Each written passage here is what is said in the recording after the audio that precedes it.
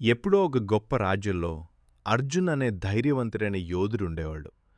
అతను రాజ్యంలో అందరికీ ఇష్టమైన వ్యక్తి. అతని ధైర్యం, నిజాయితీ గురించి అందరూ మాట్లాడుకునేవాడు.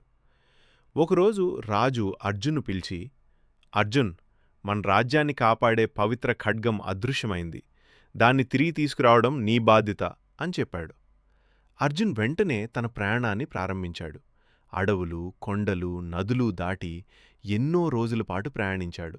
చివరకు ఒక పెద్ద కొండ వెనుక దాగి ఉన్న రహస్య గుహ అతని కంటపడింది. ఆ గుహలో అడుగుపెట్టగానే గోడలపై ఉన్న చిహ్నాలు ఒక్కసారిగా వెలగడం ప్రారంభించాయి. గుహ అంతా ఒక దివ్యమైన కాంతితో నిండిపోయిందేంది. అప్పుడే ఒక గంభీరమైన స్వరం వినిపించింది. "శక్తి కోసం వచ్చినవాడు విఫలమవుతాడు. ధర్మం కోసం వచ్చినవాడు గెలుస్తాడు." అర్జున్ ధైర్యంగా ముందుకు వచ్చి, "నేను శక్తి కోసం రాలేదు, నా రాజ్యాన్ని కాపాడుటానికి వచ్చాను" అని చెప్పాడు.